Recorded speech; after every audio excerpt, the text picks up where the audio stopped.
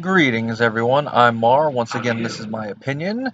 As you can tell, it is my fan commentary of the Universal classic horror film Frankenstein, directed by James Whale and starring Boris Karloff as the title character. Now, this first scene we have right here. When I first saw this film, I didn't really think anything of this scene. I thought it was just like an introduction to the film with one of the actors. But as I've gotten older and rewatched this film over and over again, this scene has kind of felt a little out of place. But it's one of those moments that if you look at it through the lens of the audience of the 30s, you can understand it. I mean, it's kind of hard to think of, oh, this film really not super scary by modern standards, but by the time of the 30s, ooh. It's the same thing as when you go back and watch The Exorcist. Like, even if you're not in that whole Judeo-Christian background, just watching it, you're like, okay, it could be a little scary, but it's not to the point where you can imagine fainting in the aisles, throwing up in the movie theater. But at the time, people were. It's the same type of vibe. And this theme right here, I just love this theme. Really speaks to it in this simple title card here, seeing the Carl. Here we go, based on the composition. Just look at that. They call Mary Shelley Mrs. Percy B. Shelley. Wah, wah, wah. Adapted from the play by. I do not know how true to the play this version is, but it doesn't surprise me that they based it off a play. I mean, they did the same thing that same year with Dracula, so it's like, we're going to take the play, we're going to adapt it. And here are the players. We got Colin Clive as Henry Frankenstein, Mae Clark playing his fiancée Elizabeth, John Bowles as Victor Moritz. We got the monster, question mark right now. They don't state Karloff as the monster until the end credits. That's one little thing to mention about this film is that it switches the name Victor and Henry. Because in the book, Dr. Frankenstein's name is Victor Frankenstein, and he has a best friend named Henry Clerval, who is also one of the monster's victims later on. But here they switch him. I don't know why they did that. One guess I have is that maybe, considering this is from the 30s, they're trying to go with the whole Henry name connection. You know, Henry Ford, Henry Frankenstein. I don't know, that's just me just spitballing. I don't know if that's true or if they thought Henry sounded like a better name for a protagonist. Henry Victor. Well, there it is. Our introduction to the good doctor is Hunchbacked assistant Fritz. That's right, his name is Fritz here. I know in later films it was always Igor or Igor, depending how you pronounce it. But in this first film, the hunchback that started the archetype of the mad scientist having a hunchback assistant, his name is Fritz. And he's played beautifully by Dwight Frye. This is the first of many Universal monster films that Dwight Frye was in. And before we get too far in, I just love this set here. You see that backdrop's an obvious backdrop, but just look the cemetery set, how the camera's panning, showing it off. I think the camera work is one reason why watching this film first, going back to Lugosi's Dracula, the camera work combined with the pacing, it just doesn't make me as much of a fan of it. I mean, I respect it, but it's just one of those classic monster movies that I just can't get into outside of a couple of the performances. And like I mentioned in my review of it, I like the Spanish version better. I mean, it moves along at about the same pace and points and is longer, but it just interests me more. There he is. Time passed. He's lighting up a cigar. Excuse me, pipe. Either way, he's getting his tobacco fix and getting out of there. And now is the time for Fritz and Dr. Frankenstein to make their move and go steal a body. This is also the film that popularized the method of Frankenstein creating a monster. I mean, in the book, they do kind of mention that he is using body parts, and that's where we get lines like, the minuteness of the parts formed a great hindrance to my speed. I therefore resolved to make the creature of a gigantic stature. The only thing there that is never mentioned is how Dr. Frankenstein brings the monster to life. He actually cuts himself off when he gets to that part when he's telling the story to his new friend on the ship. He's like, well, I could see you were waiting for me to tell you, but I'm not going to tell you. And of course, as a narrator, would probably be like, how very convenient. And here we come. Funny thing is, when I first saw this one as a kid, I knew he was stealing bodies, but when he says this line right here about just resting, I assumed that that meant that the monster was in that one and he was going to just add a few things to it. I didn't know he was speaking about the whole thing about the monster being all from different parts and not. Make it short, I didn't know he was speaking metaphorical, not literal. At that age, I didn't really grasp metaphors.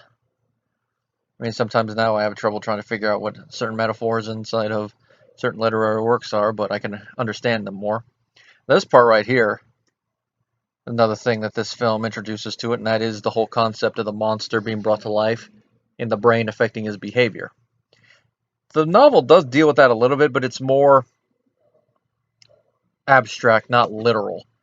It's more about how the monster is treated, the people he interacts with, any affection he's shown that affect his development. So it's more like child development and the whole nurture versus nature thing. Whereas here, this deals with it a little bit, especially over the course of the next couple films. But here, the brain coming from a criminal is definitely the nature part, and nurture would be about around the people who he's around, which of course also makes you wonder with this monster. If he has the criminal brain, does that mean that he was predestined to be a literal monster and not just the figure of one that his appearance makes him out to be? Or was he turned that way because everyone turned against him, especially from the probing of a character that's about to be introduced in this scene, played by Edward Van Sloan, Dr. Waldman, which this is the second of three Doctor characters he would play for these classic Universal films. Of course, the first one is Van Helsing, which is another one of the things I like. One of the few things I actually like better about the English version of Dracula versus the Spanish version is I think he makes a better Van Helsing. More badass. Just the way he holds up the cross to Bela Lugosi's Dracula. Dracula looks down and everything spins away. A lot more exciting. And here he is talking about the brains. He also played Dr. Muller in The Mummy. If you look at how he plays it and how the character is written, it feels just like one character moving from film to film. And in that way, Edward got typecast, but he plays it so great. I'd say Dr. Muller is probably my least favorite of the three, but I haven't seen The Mummy in years, so I might have to retract that statement one of these days.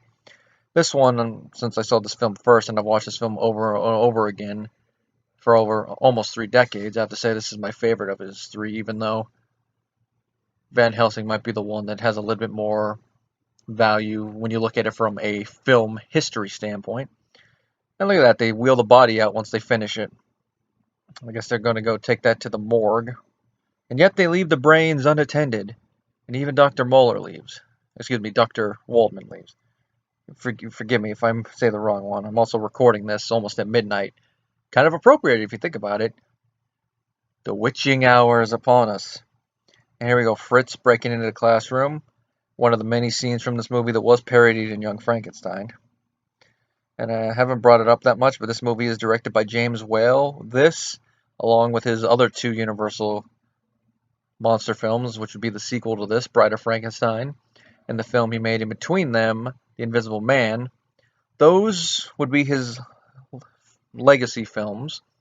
That whenever you bring up James Whale outside of his life story and the fact they made a movie based on him called Gods and Monsters, which is based on a line from the sequel. And before I get too far in that, there it is. Fritz dropped the normal one, and there he goes to get the abnormal brain.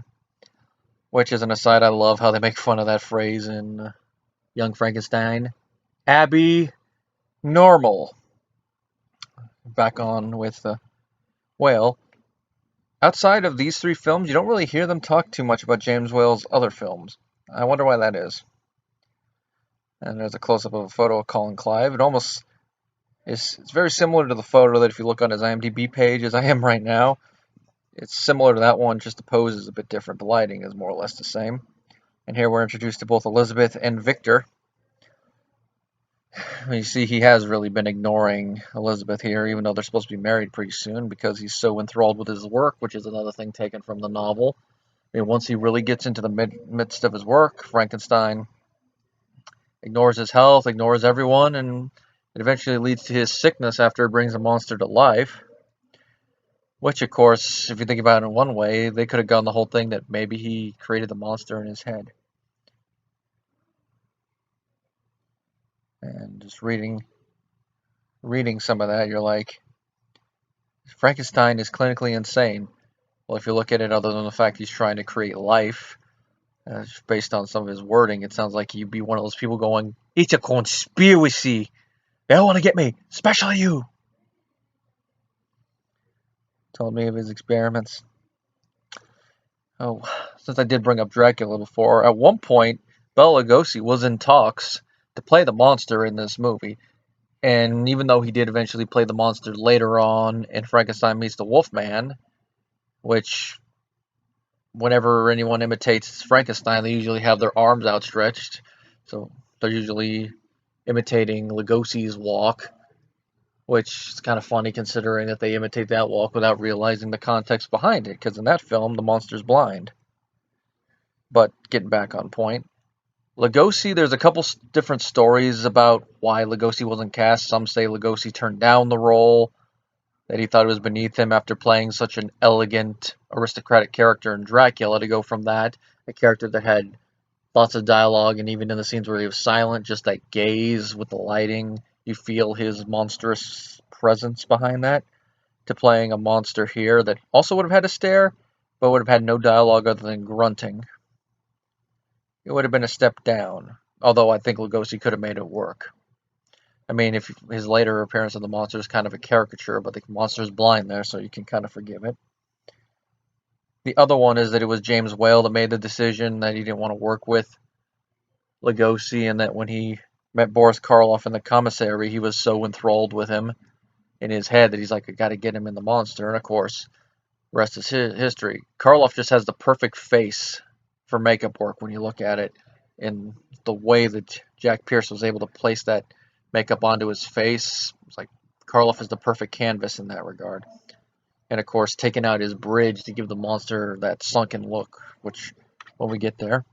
And here we go, Elizabeth and Victor going to go talk with Dr. Waldman to try to get him to help go do an intervention with Henry.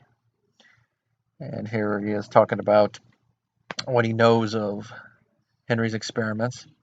Yeah, Frankenstein, that's one of the few clues at this point in the film that tells us that we are in Germany, or a Germanic area. And the story keeps going on here, as we just saw. Not perfect enough, makes me wonder why. I'm guessing that, like we saw with that one, the neck's broken. So I guess the type of bodies they were getting were not up to snuff. To borrow a line from Jack Nicholson's Joker, he was probably looking through the bodies going, crap, crap, crap, crap.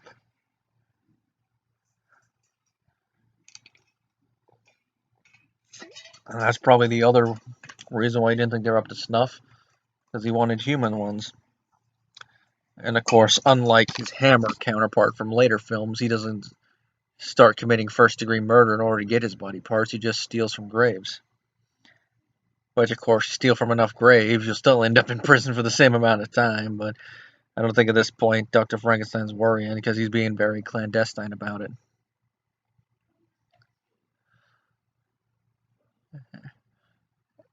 It's not very amazing, but the lighting in this scene is decent, and I like the set here, seeing all those skulls in the background. Nice little quick little fade to black, and then fade back up. And here we got the mountain set. Oh, look at that. There is the watchtower. That's a nice little model effect. And there we go. Fritz up there fiddling with the equipment. Which, there's the equipment. Which this is the archetype from which all mad scientist sets in later films draw from. While this is not the first Frankenstein's film, it is the one that put all these images into the mainstream. Getting everything ready. And all these electrodes were made by Ken Strick-Faden. He made all these gadgets, and apparently he also doubled for Boris Karloff during the sequence we're about to see, where the million-volt sparkles played over his body, which I can understand why. I mean, he's the one that knows how it works, so it's like, if anyone's not going to be afraid of anything wrong going on, it's going to be him. He also stood in for Karloff in The Mask of Fu Manchu, which, sad to say, that is a film where Karloff did put yellowface on. The only upside to that is Karloff does have some Asian ancestry, so it's not 100% awful. It's kind of like Ben Kingsley playing Gandhi and then putting a little bit of makeup on him. He had Indian ancestry, so it's not too bad. But it's one of those things that, like, really, you had to let them over-exaggerate the eye thing. You couldn't just do the mustache, but that's a video for another day. Here they are getting ready for it. And this was not the only film that Ken would make laboratory equipment for. He also helped with The Bride of Frankenstein, Undersea Kingdom, Blake of Scotland Yard. And when these objects were no longer used, he didn't let them get thrown away. You know what he did? He put them in his garage.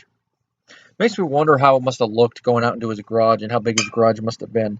That's a little tidbit that I've known for years because they would mention it on AMC for a couple years whenever they would show this film and the film that parodied it, Young Frankenstein, which that film has a good honor about it because not only does it parody the look of these films, but Mel Brooks actually found out Ken still had all the equipment and he got to use it in the laboratory scenes. So if you've ever seen Young Frankenstein but never seen this one and you're watching this for the first time with me, all that equipment, same equipment, probably just set up a bit differently. And unlike this film, he actually gets his on-screen credit in Young Frankenstein, which is cool. And here they go, getting ready. They're going to wait for the storm to reach its height and then throw the first switch. Yes, master.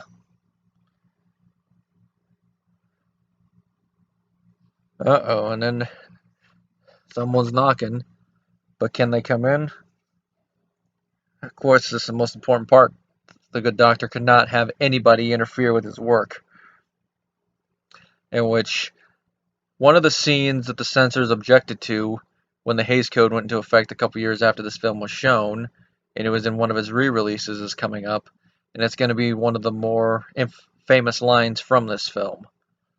And it's one of those things that when you partially think about a scene taking place during a thunderstorm, and the fact that none of the thunder cracks whenever they're saying anything important, which I'm surprised there hasn't been a parody scene or something like that. I said, do the. I already told you we don't want any cookies. That's essentially what he just did. And there comes a little funny little tidbit that I have a feeling that Dwight ad-libbed this when he was walking up the stairs. Like, look at it, there he comes. Goes to fix his sock. It's just so random that he stops to do that. It's not a flub, because there's nothing goof-worthy about fixing a sock. It's just weird that it happens right there. That's why I think that it was probably ad-libbed, or he just stopped and did it, and James Whale liked it so much he left it in the film. But that's just me speculating. And there the doctor is seen who's there. He's like, oh, crap. But of course, it's going to be good for him, because now he's going to have an audience to show off to, unlike the novel where it's just him and the monster. He didn't have an assistant, here he does, and now he's going to have an audience. He's trying to kick them away, and then he's like, all right, I'll let you in. Yeah. You're lucky I'm the Universal Dr. Frankenstein.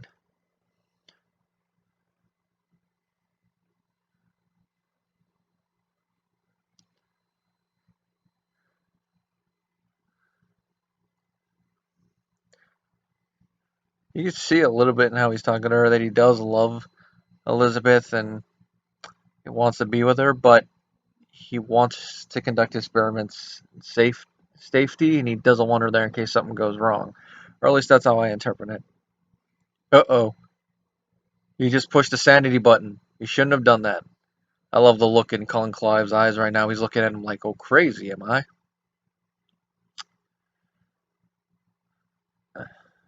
Could also be, though, that the doctor just didn't want any witnesses at first, in case something did not go according to plan, like it pulled a young Frankenstein. Nothing.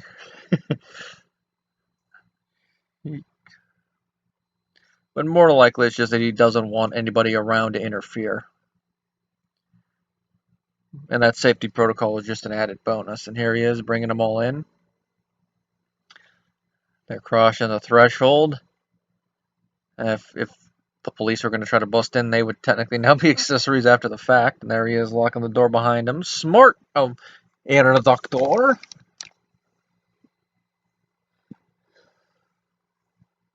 Unusual is an understatement there, Dr. Frankenstein. Siéntate. And then Dr. Waldman is not in camera. He's off it. And we all have an idea what he's probably going to be doing. He might not agree with Frankenstein's experiments and what he's been planning, but he still is curious, especially now at this point.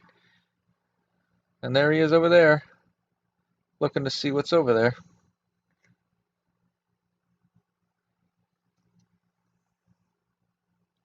Especially since if he touches the wrong thing, it could be a But I have a feeling if any of the three are going to not touch something like that, it'd probably be Dr. Waldman right there. And like I mentioned, some of the camera work, just how that pan and then that angle and then switching here.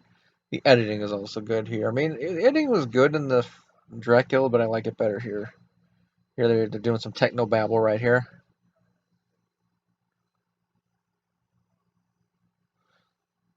Talking about his motivation, what he learned there, where he's grown beyond from a scientific standpoint.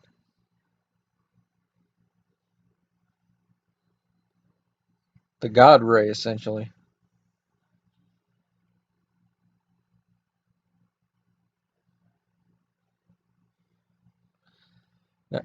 The human heart he kept beating. It makes me wonder what type of experiment he performed with dead animals. Did he bring a dog back to life? That's one thing that later Frankenstein films would usually show, like the Kenneth Branagh one, having the ape arm moving, the Hammer ones where they brought the dead dog back to life, and of course the later one where they did the brain swapping with the orangutan.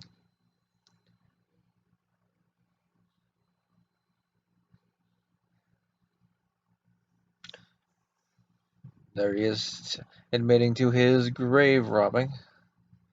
And now he's letting the doctor go over there and look at him. And now we're going to get another look at the arm makeup that we saw earlier, which in this scene they make it a little bit darker just to show that it's dead. And that's one thing you'll notice later on when we see the monster proper, is that the arm is lighter.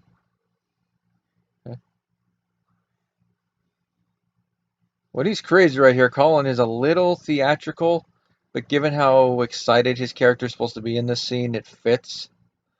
And I know that at this point in talkies, they were still training a lot of the actors for sound acting, and it was kind of at times it is kind of like seeing stage acting on screen. And if you've ever seen recorded stage performances, you'll know what I mean. But for certain films, it does fit, and I feel this is one of them. It's usually more the side performers you'll see either be very unconvincing or overdoing it. With the main ones like Colin Clive here, I think they're hitting the right balance of it. And it's one of the charms of these older films. And there it goes. There goes the body. There's Ken as the stand-in going up, up and away, up into the heavens. Just look at the design of all this. You see all the lightning and flashes moving about. This is what I meant when I said earlier this was the archetype for all mad scientist sets. And even though this is not the Frankenstein film in the series with the highest budget, you can definitely tell that there was some care put into all these sets. Ken really outdid himself, and just watching this, they know something's about to happen, and they're waiting to see what the fruits of this scene's going to be. The thunderclapping, and the moment that I mentioned earlier about where the sensors from the Hays Code took umbrage with is going to be right here, and that is going to be the famous line that Henry's about to utter after he says it's alive, where he says that now he knows what it feels like to be a god. Which, of course, back when this movie came out, all the uber religious people would have been like, oh, did he just say I? And then, of course, when they re-released it after the Hays Codes with all those restrictions about what can be shown and cannot be shown, and there it is. Nice little jump from the whole thing, and just the way this part's edited, too, and the way Colin plays it. Look at this. It's alive! It's alive! I just love the crazed joy in his voice and face right here. There it is right there. There's a side, I think if you did create life in that matter, you would probably know what it feels like to be God. But the censors took umbrage with it and they edited it. How they edited it is they had them place a thunderclap over that line, which is why I mentioned earlier how it's awfully convenient that none of the thunderclaps interfere with important dialogue. That's the one exception. And when we watched this film in my English class, in 12th grade English, when we covered Frankenstein, we didn't watch the whole film, but we watched parts of it. Mary Shelley's Frankenstein, the Kenneth Branagh one, we watched the whole one. And we also watched Young Frankenstein, as a little aside, but we only watched parts of it, and that was one part where he actually pointed that out. The version he had has the line censored. And it took them ages in order to get that uncensored properly, because I remember it being partially censored on the VHS that I used to rent from the video store a lot when I was a kid, where you could still hear it, but the thunderclap for censored purposes was in the background. And they actually had to find a very good quality version of the original audio, and then over the course of years, painstakingly try to splice it back in to where there wasn't an audio shift. And I have to say that their work was successful because now they've done it. And there's Frankenstein's dad sitting down, and there's the Burgomaster, or if you don't know, he's essentially the mayor of this little town. They're talking about the wedding and when's it going to be, and they're wondering when are we going to get all the plans together. This is one of those lull moments that's mainly supposed to bring up the whole wedding thing later on, how everyone's going to be super excited for it. And it's also a little breather scene in between the creation scene and the first time we're going to see the monster in a bit. And the funny thing is that this is the only film in the series that Henry's father is in, because once the sequel starts up, he's never mentioned again. I'm assuming that he probably dies off camera, even though the end scene in this movie kind of shows he's supposed to still be there. And then, of course, by the time we get to the next film, the Burgomaster is played by someone else.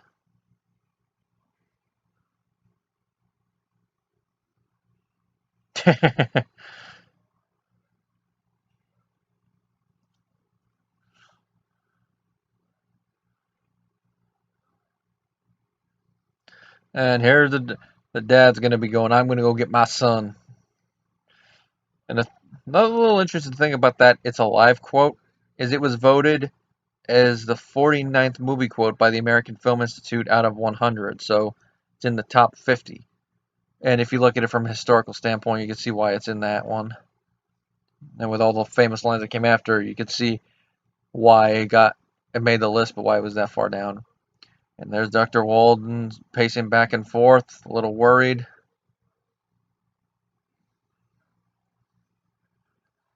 And there he is, being the negative Nelly a little bit about him.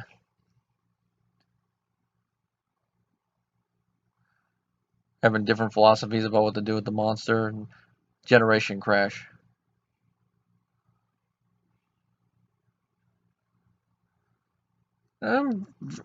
Henry has a couple good points here, is that in certain scientific fields, sometimes there is a little bit of danger involved, but sometimes the danger is a little bit too great. If you think about that, that's kind of a little bit of foreshadowing of when they were making the atomic bomb, the whole tickling the dragon's tail thing. Just how they would handle that, I definitely would call crazy, but that's more probably a retrospect thing. But even at the time, you're like, really? You're going to mess with that with just a pencil? He's right there.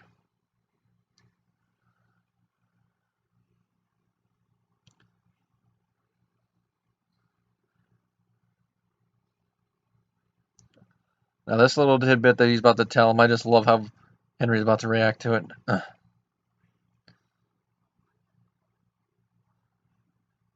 I was just looking at him like, oh crap.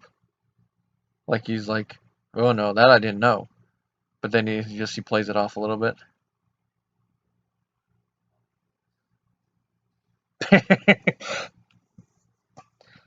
Let's see right there. That's why Walden's judging all this like this. He's like, it's just going to be evil. That whole thing I mentioned earlier about was the monster predestined.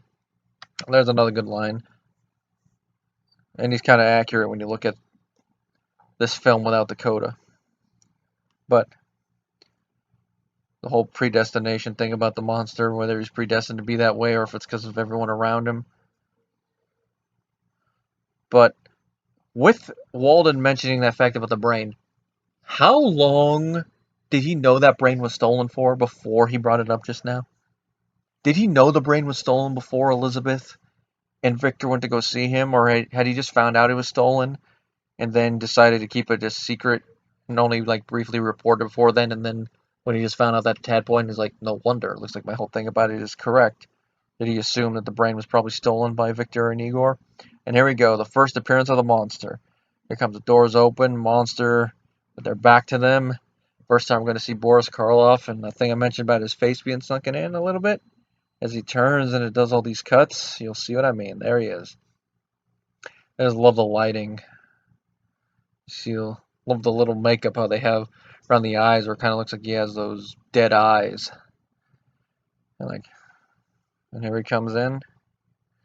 And another interesting thing is that Boris Karloff is a late bloomer when it comes to Hollywood, because he was 44 when this film premiered.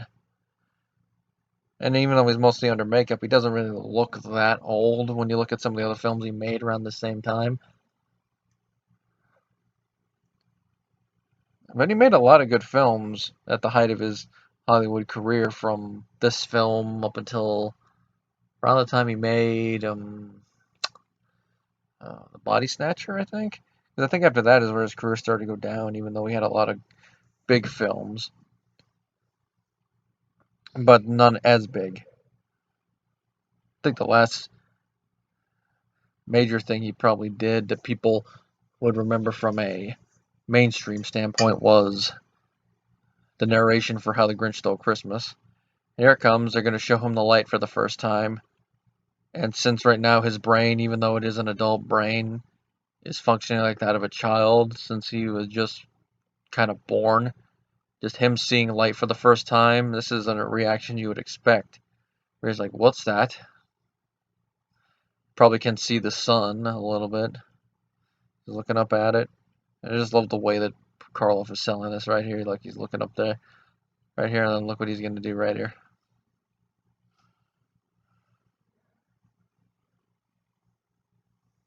Reaching for it.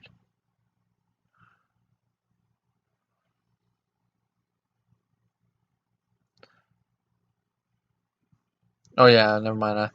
You turned the light on. I thought he'd forgot. I always forget that it's a light and not him actually opening up a thing to show the sun outside is a light. Well, that makes a lot more sense.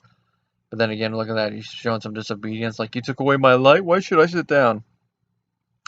And then right now what's about to happen is something that, even as a kid, subconsciously I never fully got. But it's one of those things as I've watched this film as I've gotten older, I've thought more and more about it. Like, it really doesn't make sense. And that right there is a hand gesture that Karloff would repeat often as the monster. And there he is. Here it comes. Why the hell does Fritz turn on the monster right away? Of course, that shows the first time we see the monster's fear of fire. But it's like, why does Fritz turn on the monster like this? It's just so weird. I mean, he helped Frankenstein build it, and then all of a sudden now he's turning on it. My guess, it's a kind of a twofold answer. One, it's a little reference to the fact that once he brings the monster to life in the book, Frankenstein abandons the monster and is like, hey, that's not what I wanted. But also, the other thing is Fritz has probably been looked down on his whole life, being a hunchback. And now there's something like the monster even lower on the totem pole than he is when it comes from being judged by his appearance. So Fritz has taken this opportunity to flex any muscle he has and torment something that is apparently lower down than he was. As you see him with the whip right there, doing that. But of course,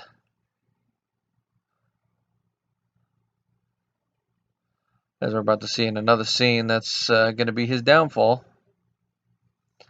And they got the monster in chains right there, and then there he is. We see Fritz really tormenting the monster,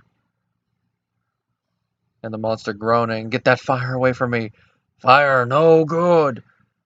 You see that look on Fritz's face right there? That's what I mean. He's really enjoying this from a sadistic standpoint. A cut to imply time passes.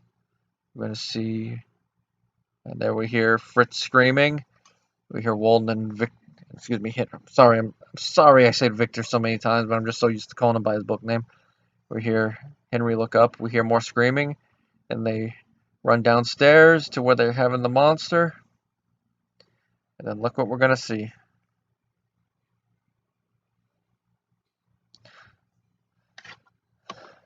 And there's Fritz dead, and the monster's no longer in his chains. Makes me wonder how he got out of them so quickly. And we're going to come up on another moment that the Hays Code made them edit for this film.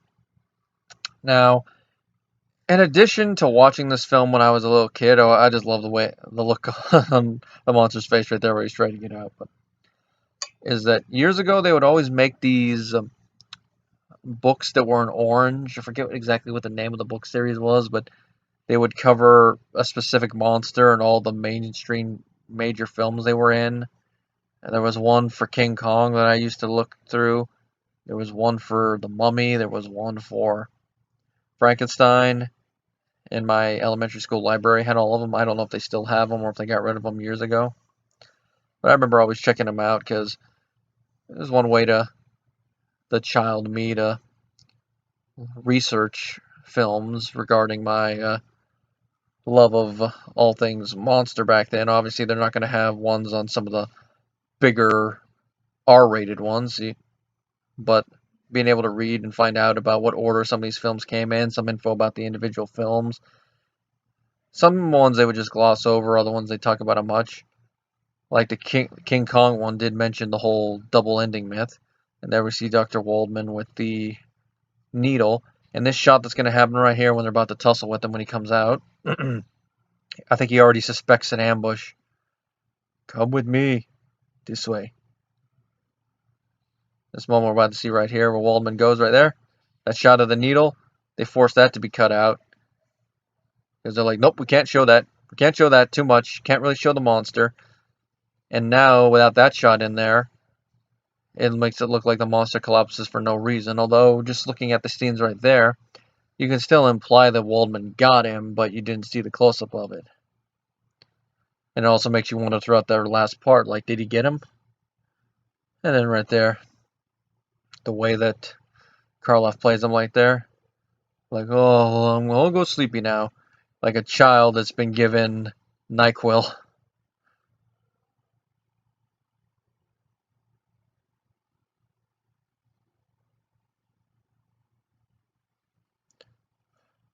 Oh, and here comes Victor, and is like,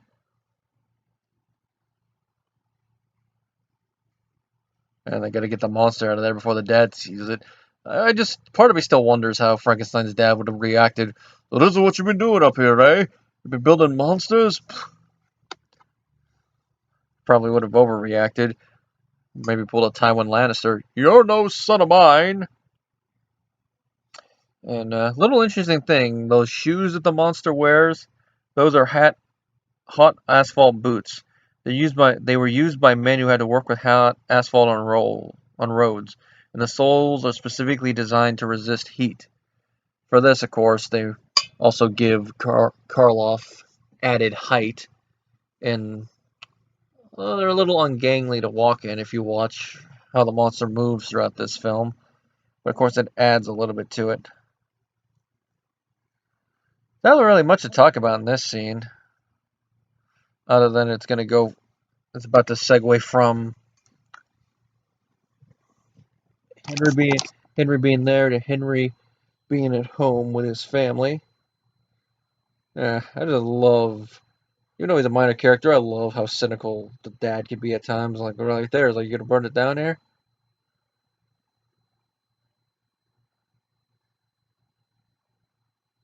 I just love he assumes that there's another woman. It's like, why would they be afraid to tell you if it was another woman?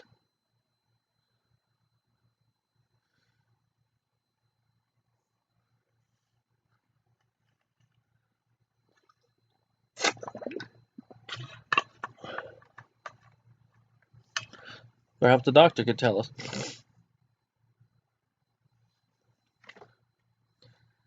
Obviously not for pleasure, because it's not a cat house hair-bound run.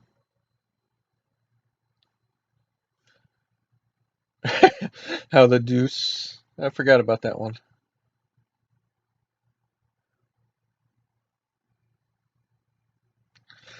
Yeah, it's basically, but essentially Walden saying that's Frankenstein business.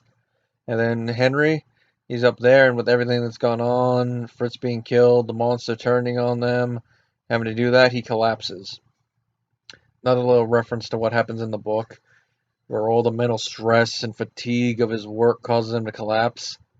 And there he goes. The only difference is he has people to help him right away, whereas in the book, it's like, oh god.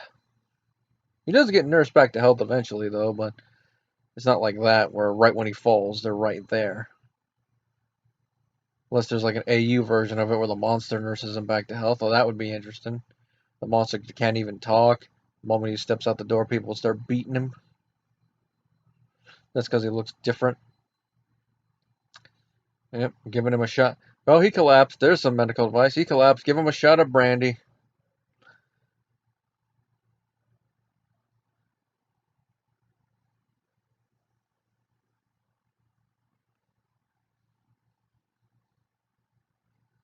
Yep, painlessly destroyed.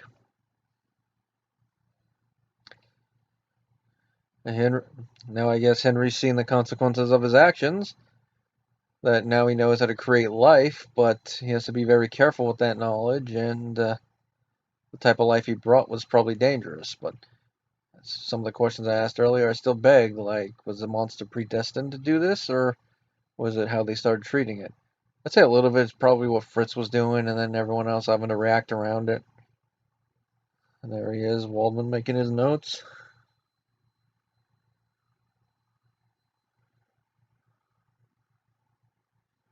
And there he is, waking up.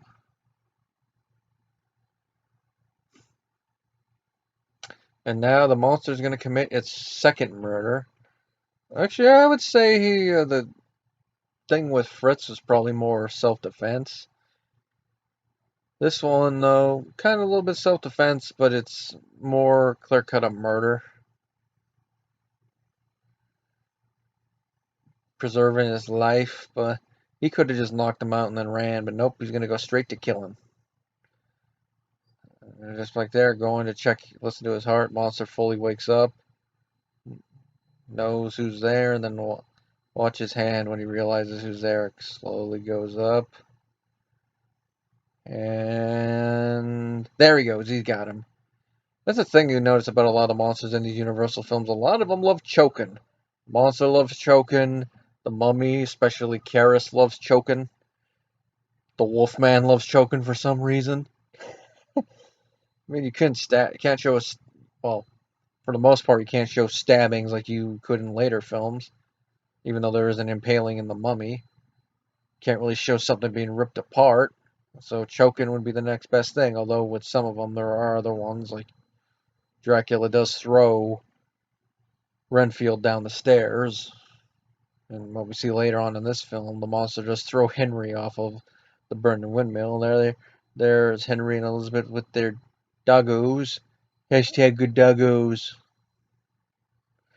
I just noticed a weird little continuity gif with the dogs. In the far shot, the dog, you got the feet was looking up, and then when it cut close, the dog was laying down. And here we see Henry getting all rested, stress going away, even though he's still mulling about on it. Another little scene that's supposed to bridge the gap between one monster scene and the other, but also showing some character development, showing Colin Clive flexing his non-crazy acting muscle, showing some more of the relationship between him and Elizabeth, and of course wedding plans. And there we go, their kiss. That's a well-earned kiss right there, story-wise. And there it goes, talking about the wedding. Cut, and they're getting ready for the wedding.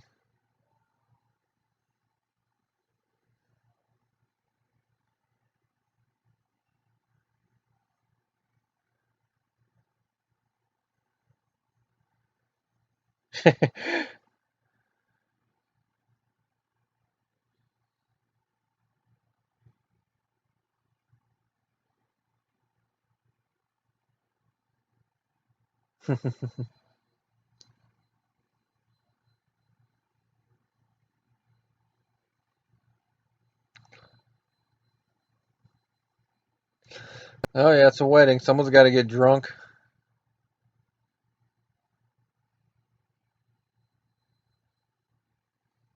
That's the first of two times we hear that joke.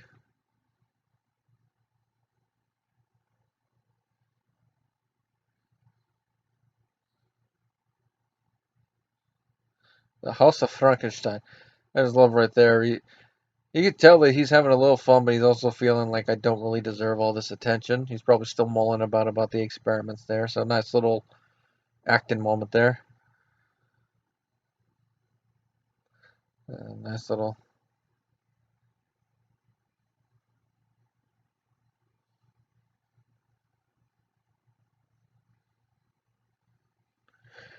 Funny that they're toasting that when he just basically insulted them.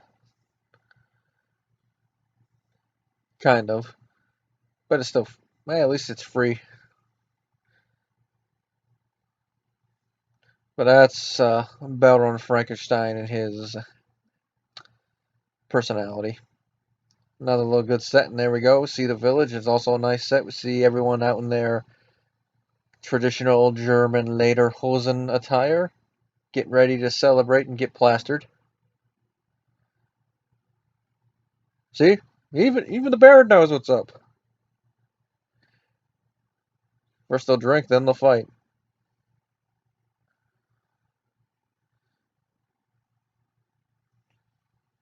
And here the Baron's about to make a speech.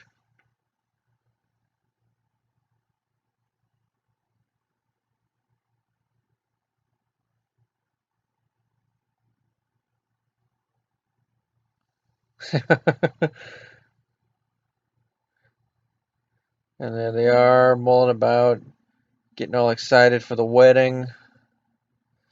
Not really much to talk about in this scene other than I do like how the costumes are set up. I love this bit of cinematography here where the camera's moving through the town, showing everyone celebrating. Just a nice little piece of film. And then it cuts right there to the monster going through the brush, which it makes me wonder how long has the monster been on the run like that? Has it been a couple days at least? That'd be my guess with how Henry and Elizabeth were talking, and it cuts to the wedding date like that.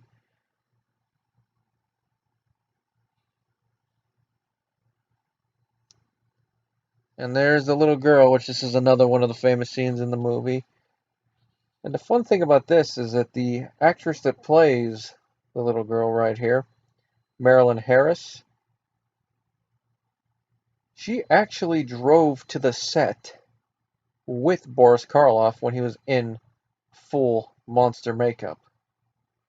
I just love how that started. Everyone thought she was going to be afraid of Boris Karloff in the scene, but when they were getting ready to go, Marilyn ran directly to the car that Karloff was in, took his hand and asked, "May I drive with you?" Delighted, Karloff said, "Would you, darling?" And they rode to the location together. Which the fact that she's not afraid of him, wasn't afraid of Karloff in real life in the makeup, I think really does help this scene right here where you can see that the little girl's not afraid of the monster. Which this is the scene that I really think adds the whole nature nurture thing with the monster and the whole thing. Was he predestined to be a monster because of the brain and all that? Because think about it. The child's not afraid of him. He has no reason to hurt the child outright. And he has a little friend here. And look at that. Showing him kindness. And then he's looking at it like. You could see with the way Karloff is playing this. You could see the genuine joy on his face. And going with the little girl to throw the flowers into the water. He's watching her enthralled, like, what are we doing? How do we do this? Taking the flowers from her. They're trying to figure out what to do.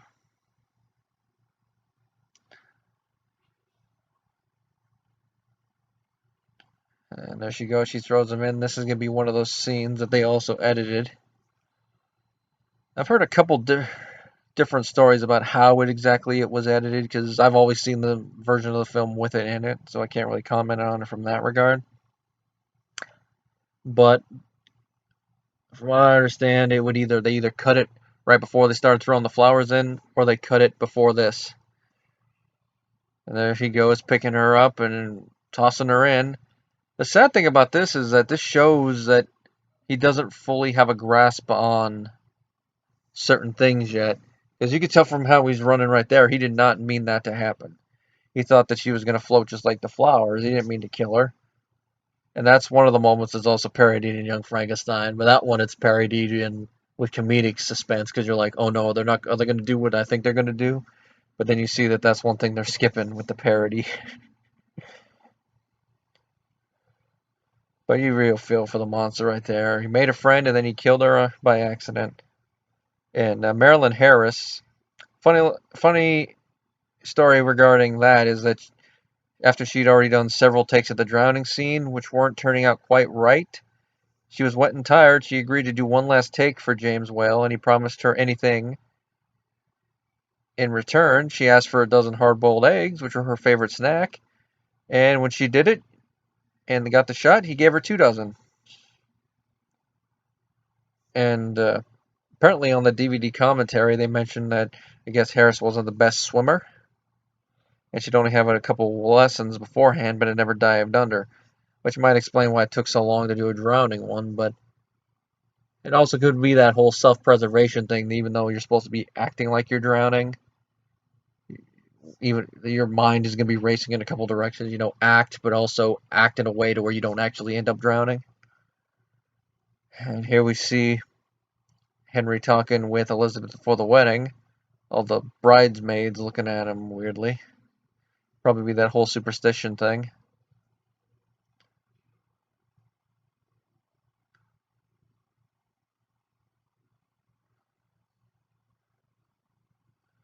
She's getting one of those intuitions, I'm guessing. Of what? Dr. Waldman.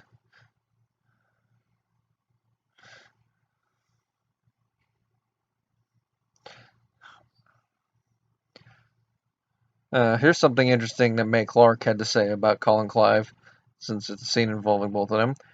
This is what she said in an '85 interview. Colin Clive was the dearest, kindest, in the real meaning of the word kind man who gave you importance. He was so wonderful, so clever. When he started acting in a scene, I wanted to stop and just watch. I'd think, here I am playing scenes with this marvelous actor.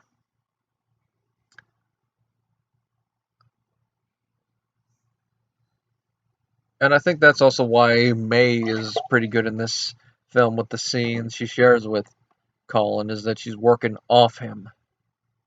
And I think that's partially why they have some good chemistry. If there's one issue I have with Elizabeth in the sequel is that it didn't quite feel the same, but then again, she didn't have as much screen time in the sequel. Oh, and here we go with Dr. Waldman. She didn't have as much screen time, even though they're married. Other than the part near the end, I didn't really buy it as much. I like how they say terrorizing the mountainside, yet we only see one scene involving the monster. I'm guessing people have seen him off and on, and assuming that's terrorizing the mountainside.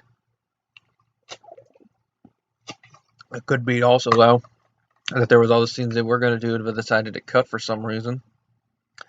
But we all know it's old school movie shorthand. Trying to find the monster, and here we're about to get another little reference to the novel that's about to pop up with the monster going after Elizabeth on their wedding night. Which a little interesting thing here is that May Clark was a little worried about how they were going to film this scene and whether she'd be too scared by Karloff in this. So he told her that while they're filming this, out of the frame of the camera, he's going to be wiggling his little pinky finger, and he wanted her, and when they were filming this, if she was getting too scared, to have her focus on his finger so she would know that although it's the monster in makeup, that, remember in the scene, it is your friend Boris. So just look at the pinky.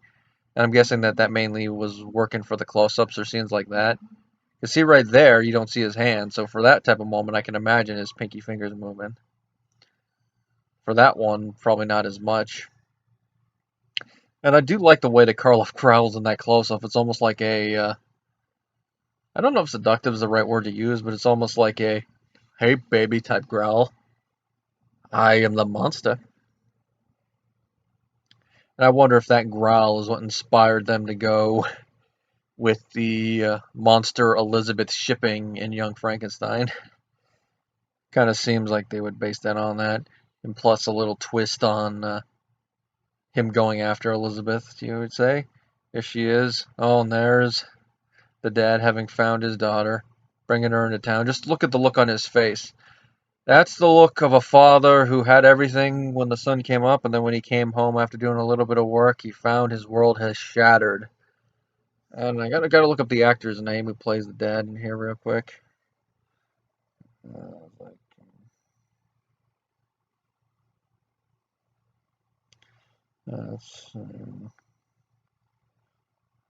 Lionel Belmore is the one that plays the Burgomaster. Okay, it's Francis Ford. That's the name of the actor. Plays Hans. Passed away in '53. Just he really sells it well right now. Right now, as I said, as a dad that had just lost everything. I'm looking to see what else he was in real quick. A couple westerns, and he would mainly just be a character actor. He was in a lot of westerns actually. Fort Apache, Bandits of the Dark Canyon, Unconquered, High Tide, Gunfighters. But right there, just the look on his face, that alone. And here it comes to the Burgomaster and everyone going with him. So they see that there's a death, and here comes the Burgomaster. Beginning of the angry mob archetype right there.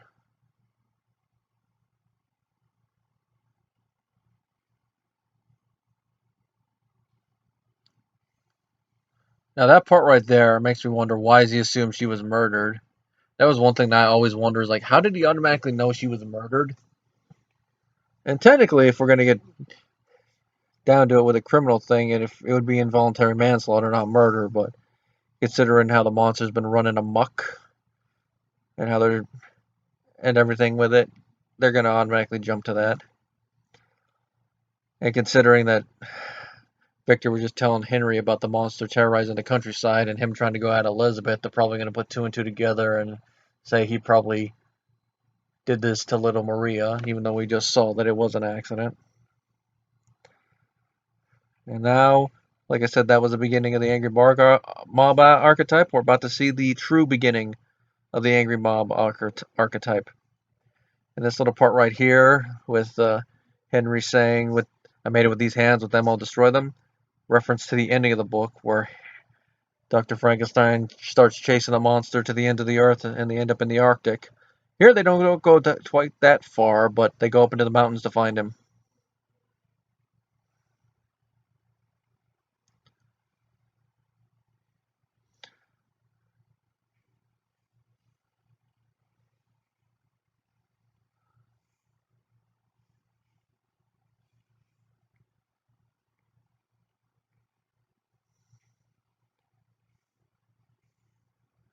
Makes me wonder, what would they have done to the monster if they'd actually caught him alive in this movie?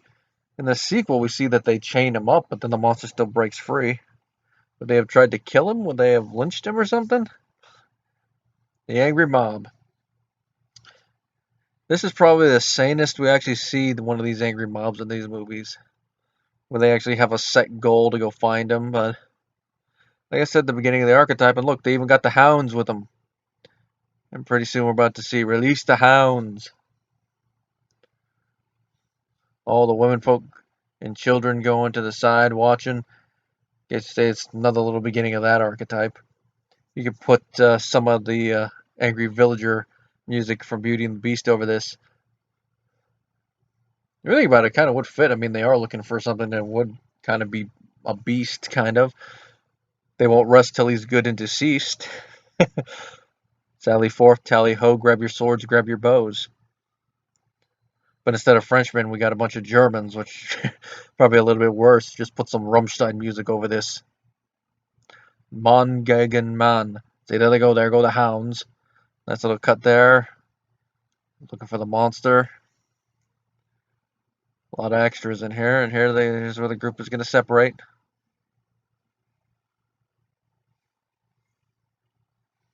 Makes me wonder how they separated the group like that. Did they just go based on who was standing where? Or did they draw lots?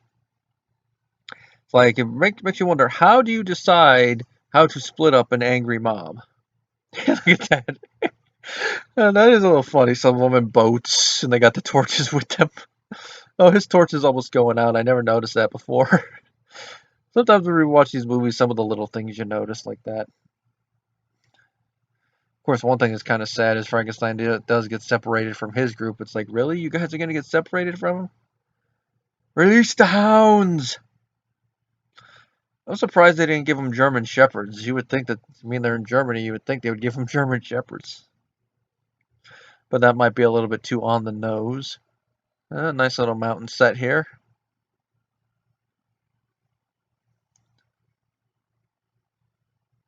And there's the monster. Well, the dogs know he's near, so they're going to be going crazy. There they go. Oh, someone got knocked out.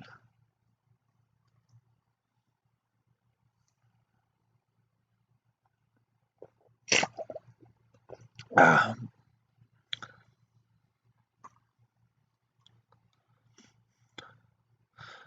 Makes me wonder how accurate he's actually telling or if he's just guessing. Because I'm guessing the monster probably hit him or pushed him over pretty good.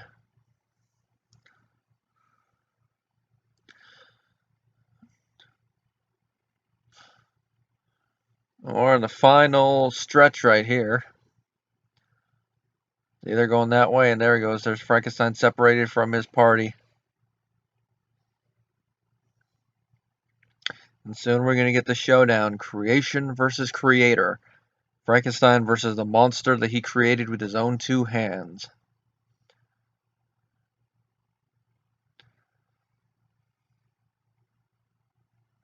You can definitely tell if you look at the backgrounds carefully that they're using a lot of the same set and just switching up how some things are. You know, saves money a bit, but kind of also goes with the whole thing of this mountain range. A lot of the places looking the same, so it's easy to get lost up there and be like, we have passed. Feels like we've been going around for ages, and there they are. Just love the way that cuts back and forth, and here you see him trying to use fire, but the monster overcoming it a little bit, and there they go, starting to wrestle a bit.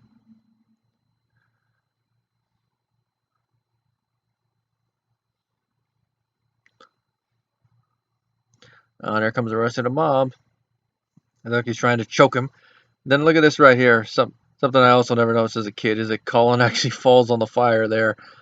He doesn't react to it. It's like James Rolfe said it best. Did Universal have some sort of safety fire here?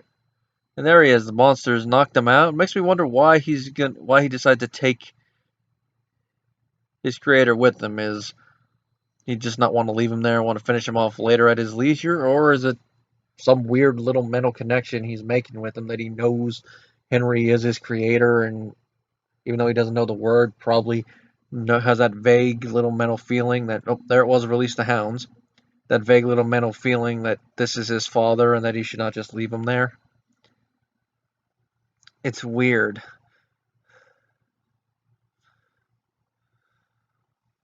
Here is the windmill. Another moment that became famous with this film. This is a climax that might be a little tame by modern movie standards, but I have a feeling that back in 1931, when the audience was watching this scene, they were on the edge of their seats with all they've seen thus far. At this point, this windmill climax. Windmill. And this thing right here is that with how Boris Karloff had to carry Colin Clive throughout all of this, he was carrying him. He wasn't carrying a dummy. He was carrying him. He hurt his back and apparently had back issues for the rest of his life.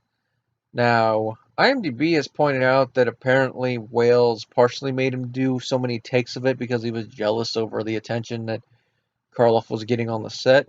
Which, if that's true, that was kind of petty of Mr. Whale.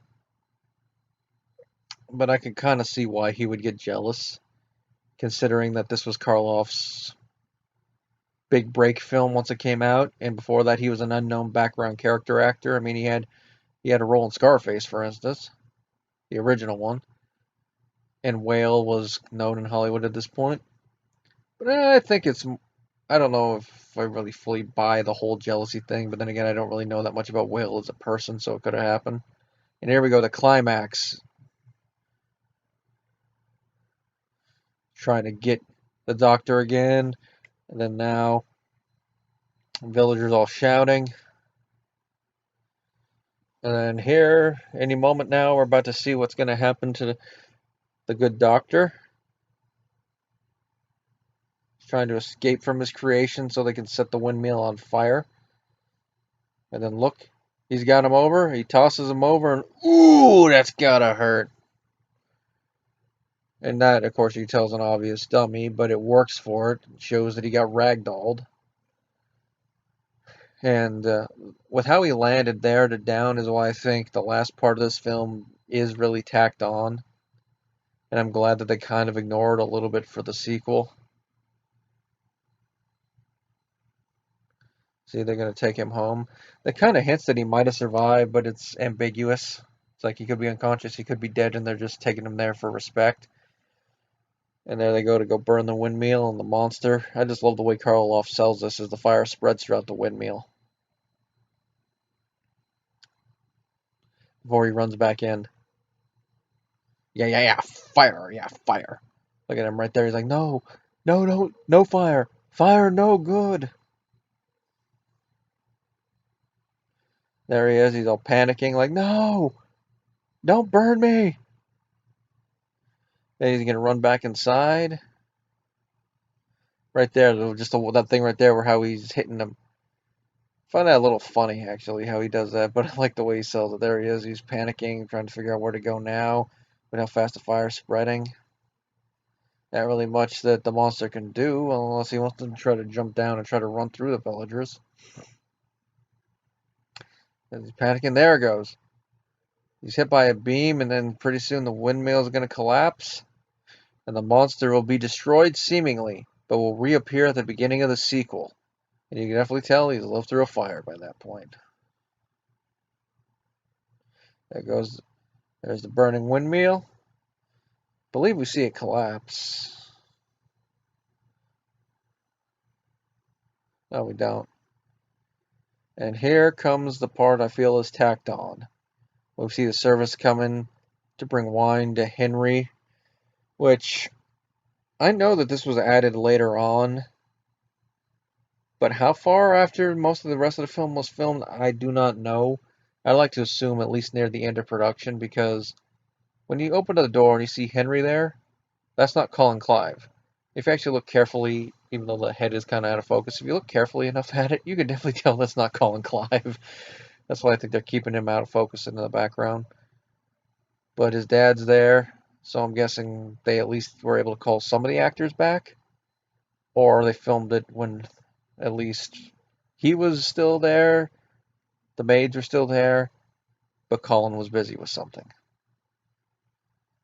And this is just shown there to do a happy ending, to show that he did survive, but it's like, it just doesn't work. I mean, as a kid, I liked it, but then it's one of those scenes that as you get older, you watch it and you're like, yeah, we could have done without that. It's kind of like how I feel about the ending of Nightmare on Elm Street 1, where I feel that it just doesn't work. At least the claw part of it.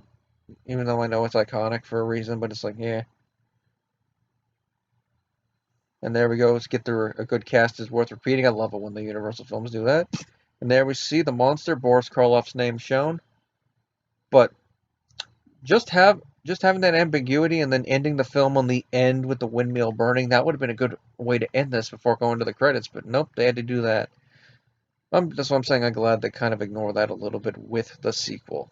But anyway, that would be my fan commentary of the one, the only, the classic, James Whale's Frankenstein.